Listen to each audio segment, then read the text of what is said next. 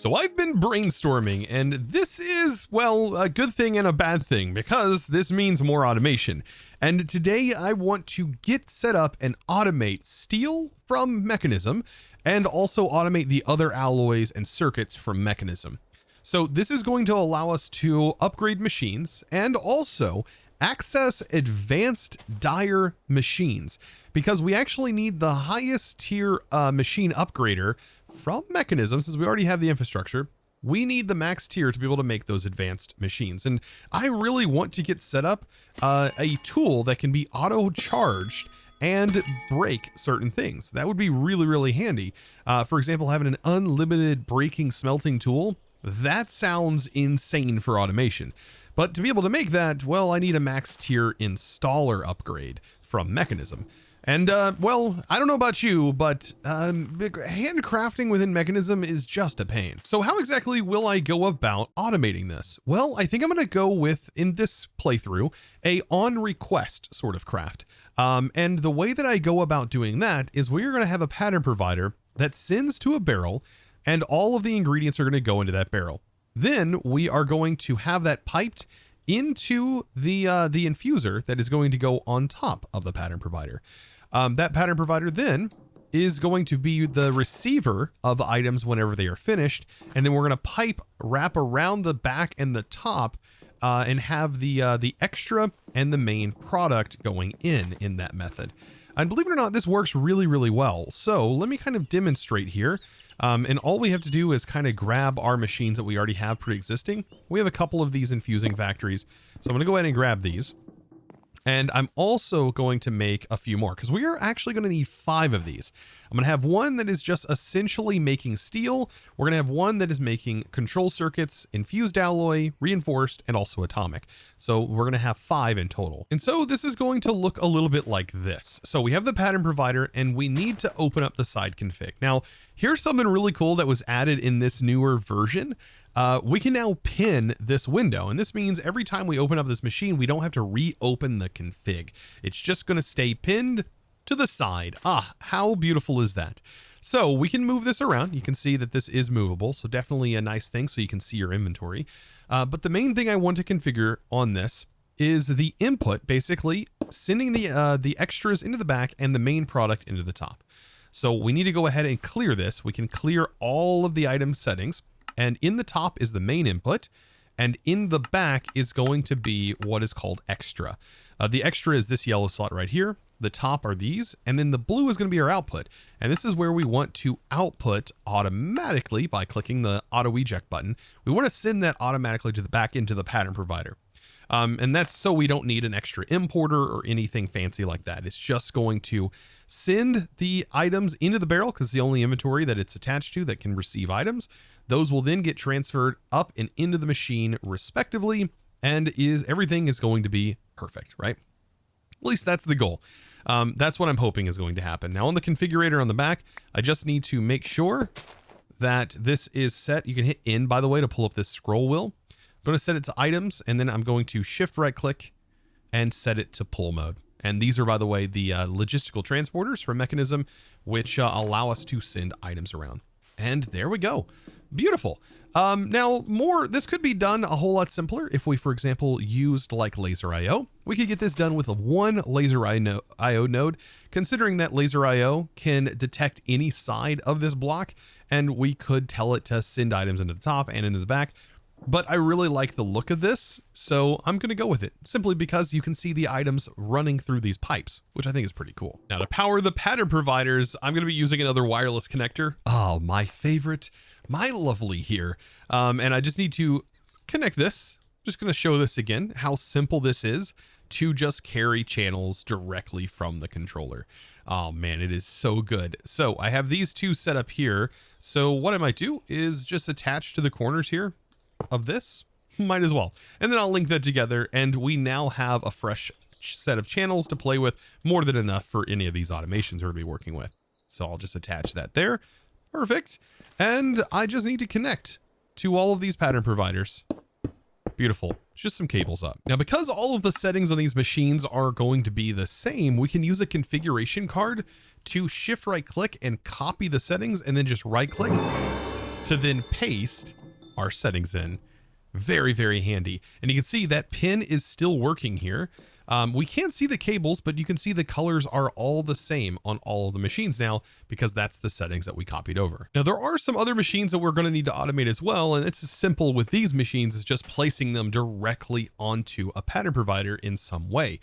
For example, the enriching factory, super easy. The crushing factory is insanely easy, but the compressing factory, a little bit different. So the compressing factory requires the osmium, I do believe, to make the osmium compression happen. So you can see right there. So we need to supply this with some osmium. And this is where in the back, I do recommend just connecting off of your pattern provider and running an export bus. And this export bus is just going to keep it stocked up with osmium. That is going to be like the easiest thing we can do. And we now have a lot more slots than base old school export buses. And by default, we have significantly more, in my opinion. It's 2 rows of 9, which is double the amount that like an exporter, for example, from RS would have. And we can just drag osmium directly in here. Whenever we get it connected up, it's going to make sure just to supply that slot with osmium. Well, that assumes that the exporter is the extra slot. This is set to input and output mode with the auto eject on. And the input output is going to be the same for all of these. So make sure auto eject is on, and then we'll have it set to input output. I mean, this is so nice. And that's all we have to worry about. Input, output. And so the pattern provider will send the ingredients. When they're processed, they just get sent right back in and complete the autocraft. You know, I almost feel like automation is sometimes just too easy once you have applied logistics. I don't know about that. Maybe you can elaborate as well. Maybe you have some of your own opinions about that. And in the comments below, I would love to hear from you guys. Now, in my opinion, the hardest part about setting up all of the alloys and stuff is just making sure that you build your patterns correctly. And this is where it can be a huge challenge. So we have to first determine how much of something we need to be infused. So for example, this is 180 millibuckets, and we got to do a little bit of math. And I think going the block route is going to be the fastest method. But I have some options here whenever I look at this, and enriched is the best version. So we definitely want to do enriched, and we want to use enriched, and we need to do the math here. So 80 is how much we actually get from 1 enriched, but this is requiring 180. And does that divide evenly? Well, I don't think it does, because it leaves us with like 2.5, which is kind of unfortunate. So we would have to scale this in a much different way to make sure that we can get an even distribution here with our setup. So essentially, I need to figure out how many times when scaled up that I can, for example, get 80 into 180. Now, like I said, it doesn't divide evenly, but if we, for example, multiply the 180 by 4, we should be able to get a number that now evenly divides by 80. And keep in mind, that's just for this setup right here.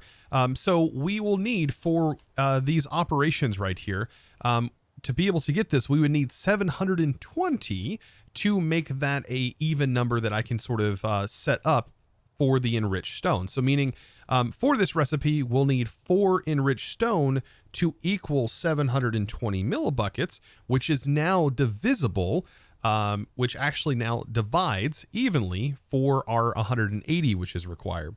And so if we take that, we can divide that by 180, that's 720, and we get 4. So we can do 4 blocks of osmium off of what will be 720.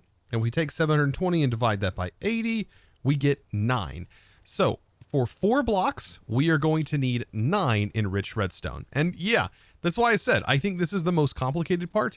It's a whole lot easier though, if you just do the regular recipes, but I want to be fast. And to be able to make this fast and effectively with these 2 things being the biggest bottlenecks when crafting things, we want to make sure this is going to work. This, by the way, is going to be, from the looks of it, a lot simpler, maybe not. It could be actually the same, I think. Yeah, no, this one's going to be a little bit more complicated as well. We'll get to that one in a second. These 2, that way I can get you guys the exact numbers if you're wanting to know how to make this pattern. Okay, so let's first make the pattern. Now it is going to show redstone in here. We do not want that. We want mechanism.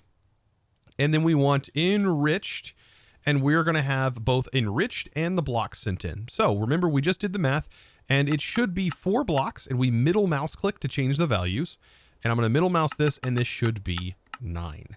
So just to make sure, remember this is 80, and so 720 is the amount we need to get to make these both even. Divide that by 80, that gets us 9. 720 divided by 80, 9. Yes, that's correct. And then the blocks of osmium, we just want to make sure this, to be able to do that, it'll be 720 divided by 4. Perfect. And the way you do all of this math, basically, you can find the prime factorizations of these numbers of 180 and 80. And then you need to take the highest powers of all the prime factors, and then that will grant you the actual number that you need to get to. And we're going to do the same thing for the other one. And it can get kind of complicated. That's what I'm saying. But you can just do it with a calculator if you really wanted to, and just kind of keep adding up until you reach something that is divisible by those numbers. But yeah, I think that gets into some really complicated stuff. I'm sure what you're looking for is this exact formula. Now, this is not going to produce this amount right here. So for every block of osmium, we need to do 4 times 9, and this needs to be 36. So we expect an output of 36 basic control circuits with this formula. And there we go. We have now built out the processing pattern for the basic control circuits.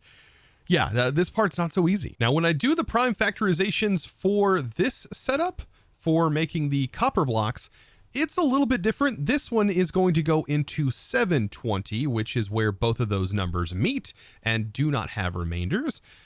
So with that in mind, we are going to, I believe, need 9 enriched redstone here, which is the 80, and we are going to need 8 of the blocks, if I'm doing my math correctly. And so if I've mathed everything out, this is what it should look like. We have 9 enriched redstone, and we have 8 copper blocks, and this will produce 72 infused alloy.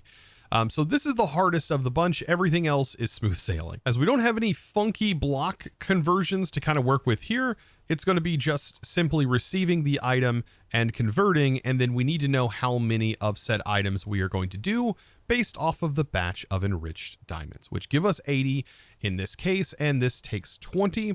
So 80 divided by 20, that will grant us our beautiful 4 that we need, meaning we're going to be making a batch of 4.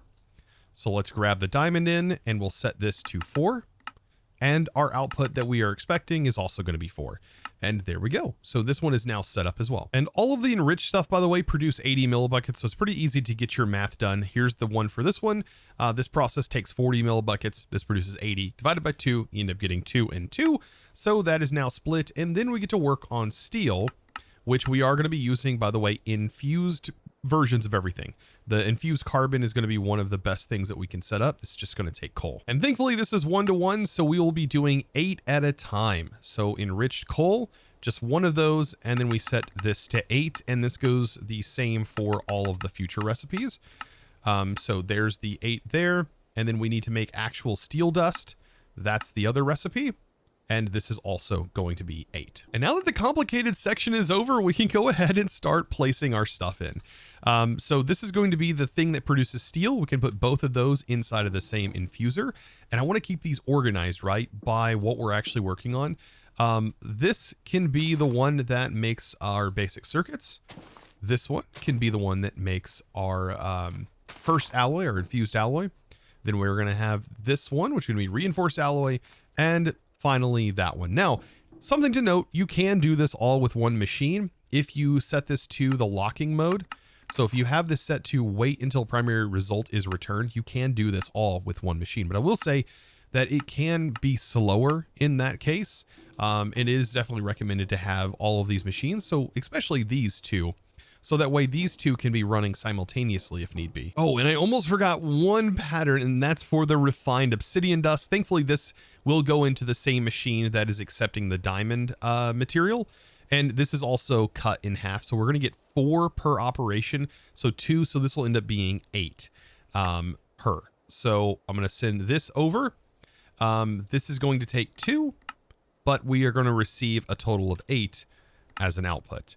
And that's because it consumes 40 each, and I'm going to need more patterns. Of course. It's now time to test all of the hard work. So I have all of my tier installers to help upgrade our machines, and this is really going to put this to the test. So all of these tier installers will craft all of those individual components.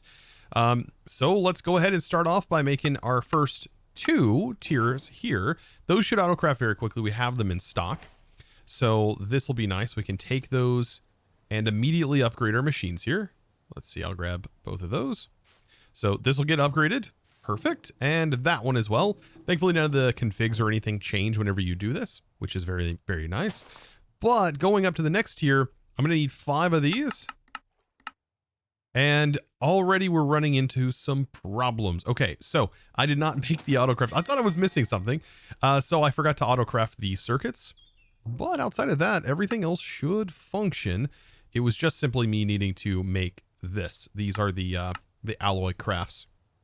There we go. Just regular patterns, nothing fancy. Perfect. All right, all of that is in. And you can see the struggles already. Perfect. All right, so now we can craft that. And we need 5 of them, right? So 5, or you can just do the math in there, 1 times 5. Perfect. So that is going to craft, and we can actually see the request happening.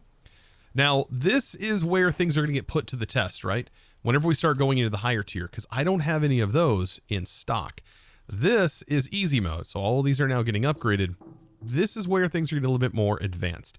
So we now need to make the elite tier installers. 5 of those. You can see all of the ingredients that are going to be requested here. And what makes this really efficient is because we're enriching. If you didn't enrich, then it would take quite a bit more time. So all of that is processing. Looks good, and then we should see the items flowing into the pipe over here, including the enriched, and the exact amount needed is going in here for the diamonds. So this is where I said this is fantastic. Using these barrels, we shouldn't have to worry about overflow or anything like that. It should work, and because we're doing on-demand crafting like this, these machines are eventually going to be super, super fast and able to handle these speeds very efficiently. Perfect. These are now done as well. And we're really getting up to the next point. So we need to make the final tier. This is 5 of the final tier, really putting this to the test, making 40 atomic alloy in the process of doing this. And this thing is really going to jumpstart.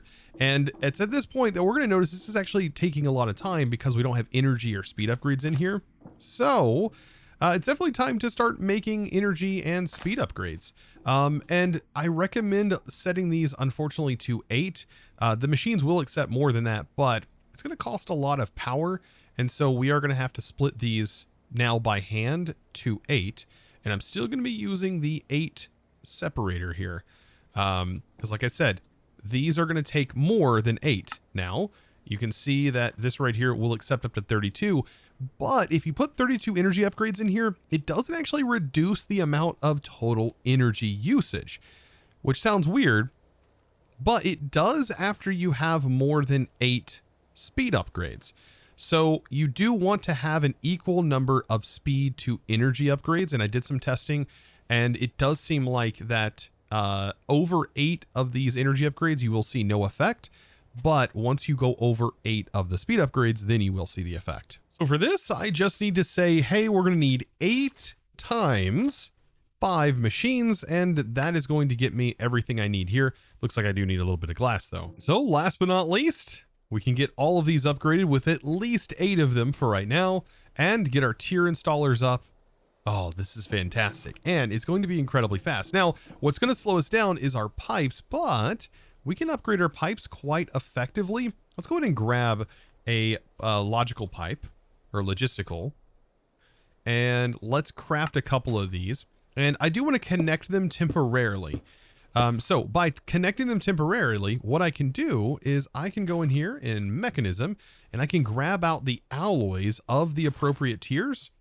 So let's like request, I don't know, a couple of these. We won't need too many because this will upgrade 8 pipes, I believe, that are connected to the system. And what I can do is I can just right click here and keep right clicking until all of the pipes are converted. Oh, how cool is that? And you can do that through each individual tier. And without further ado, I present to you all of the upgraded infusing factories, and now the ability to make steel incredibly quick. We can make the steel dust like really, really fast. There's 100 of them. That right there is going to first infuse our coal. This needs to be upgraded. That's another thing that I'm going to be working on. But look at that. It can produce all of this insanely fast. Oh, it's beautiful. Now, you know what? I do need a way to technically smelt some things, and, well, I could just add another machine over here. How about we actually make the smelter? I think that's a good idea. Yeah, we can have a smelter over here, and I'm going to go ahead and get the rest of these machines upgraded. I don't think I'm worried about the compressor, but definitely the enriching and the crushing should be upgraded. So now with that all set up, I can kind of show you here with a gate. And I'm just basically using these inner gates because these inner gates work perfectly fine for the power that we're going to be drawing out of this. But just to show you, I have all of that steel, right? So we have the 104 steel dust, so 104.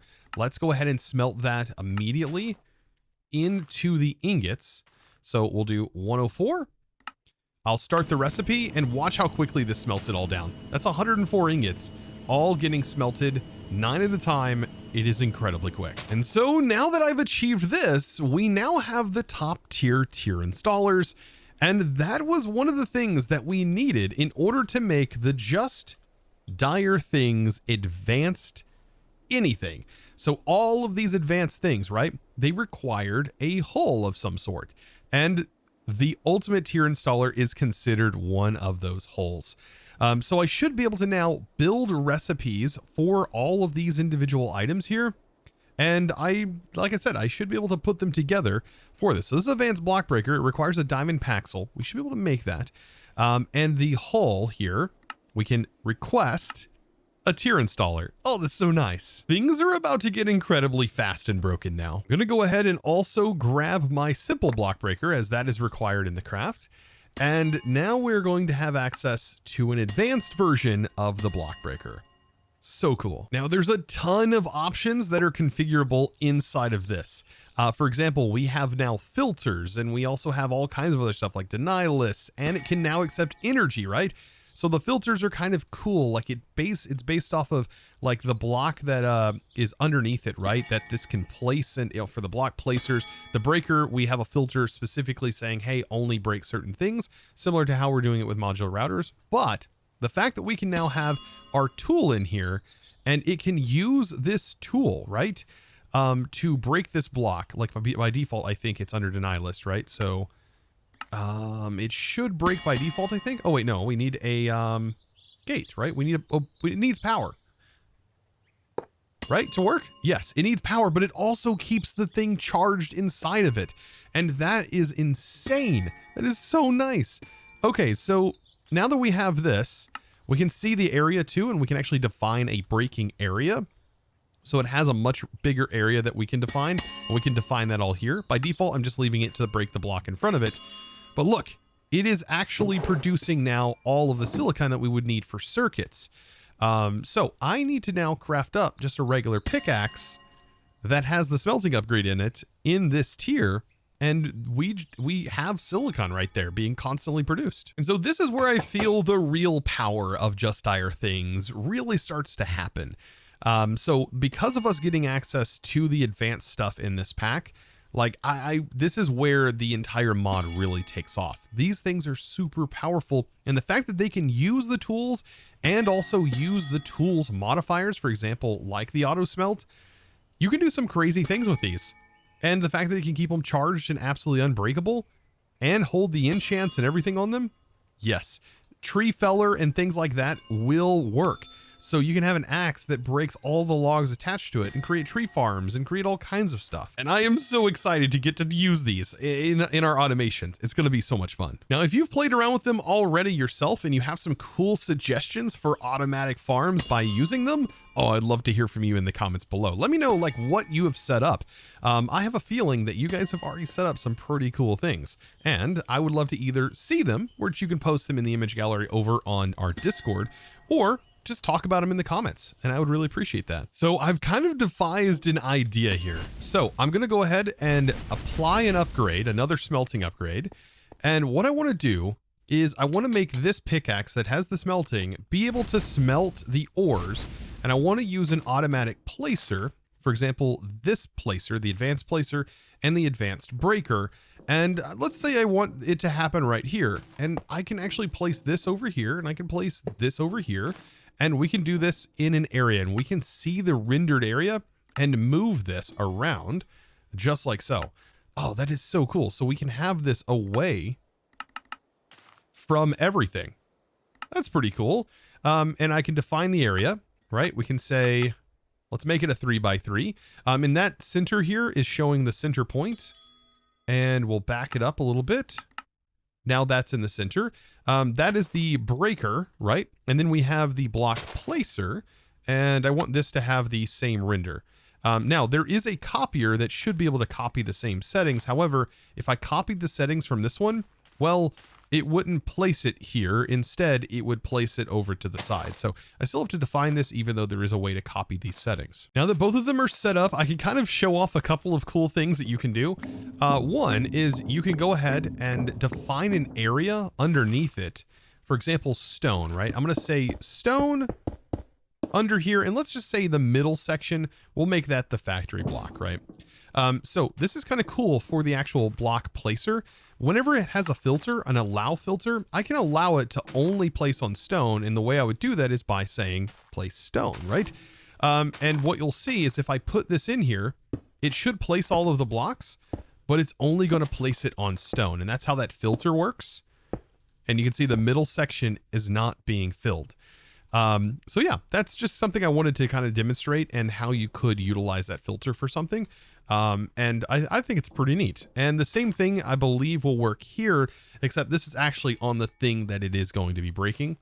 In this case, it's going to be iron. So let's undefine the area, and I just need to put the gem pick in here, and it should break within that area. And then this is going to place it in, and look what it is doing. It is auto smelting our iron for us. And you think that that's powerful? We can set this to happen every tick. And so this is just what's going to happen here. That is insanely cool. I don't even know how else to describe this. I love that it's also randomizing. I didn't realize it was going to do that, but it's kind of like, looks like it's kind of randomly looking for a location here in this given area. Now I'm assuming this is going to be pretty quick if I, for example, toss this in, and let's remove our filter. Set that to deny list. It's just going to place, and then this is going to instantly break it and convert it into its smelted block form. Oh, that is so good. And then I can use something like a barrel, right? And an item collector on top of it, and define the item collector's range, which we can back that off here. It's going to be very similar to what we're doing here. So 3 like that. Oh, nope, that moves it way over, doesn't it? There we go, down the center, and then we need to back this off. So it needs to go 3 this way, or 2 this way, and then it needs to go down. Perfect, and we can expand the range on that, and that should collect the blocks. It looks like these are getting flung out here, but you can actually set this down as well, the amount of ticks that it's going to be running, and that should collect. So if I put up like blocks in here, the items are being generated, and they're just getting put directly into the block. Oh, that is such a cool little automation. And so as you can see, Dyer has essentially made a quarry, because yeah, you can just bring this with you. I don't know how large the area can go. On this max size, it looks like 5 by 5 by 5. I mean, that's a pretty large area. And then you can set this directly underneath it, copy the settings, and then paste the settings back in every time you want to quarry an area, and it'll go as fast, I assume, as the enchanted pickaxe. Now, I don't know about you, but I can definitely see this being used in some practical applications. Very, very cool. But not only do we have access to that, but we've accessed a stage now where I will say officially we would be at mid-game. So now we have the ability to craft basically everything from Mekanism, all of the upgrades, all of the machines. We have steel. And so now we're at definitely an industrial age in this pack, and we have the ability to keep scaling up so long as we have the power. And so our digital miner can go incredibly fast. So I think at this point, it'd be time to start moving into some other mods. For example, like industrial foregoing, maybe also dabbling a little bit into the modernization industrialization, kind of getting a peek at that as there's some quarries in that as well. Just ways that we can start generating more and more resources, as that is going to be the one thing that holds us back, is just how we get the resources without needing to go out and mine for them. So that way we can spend more time working on our base and expanding. So with that, I hope you enjoyed today's episode, and hopefully you'll learn something new, whether it was about how we factored and got the factors of those recipes for Mekanism and how we got these alloys, or maybe it was about those pipes and the fact that you can apply alloys directly to the pipes to upgrade them. I don't know, or any of the auto crafting that we've done thus far. Be sure to give this video a huge thumbs up, click that subscribe button if you haven't already, and well, comment down below. Also, check me out over on Twitch. I do live stream 3 days a week at twitch.tv/ChosenArchitect. You can typically find me there. I do have a good time, and we play all kinds of different things. As of recent, I've been playing Vault Hunters over on the Vault Hunters SMP, but we do other things from time to time, so definitely be sure to check that out. And guys, it's now time to thank the amazing supporter of today's episode. And that huge thanks is going to go out to Good 300. Thank you so much, by the way, for your amazing support and choosing to support me over on the Discord by becoming a Discord premium member and supporting me in one of the best ways possible. I look forward to seeing you guys all in the next episode, and as we continue to expand on this base and in our world of Craftoria. And guys, with that, I'll see you in the next one, and as always, thanks for watching. Bye!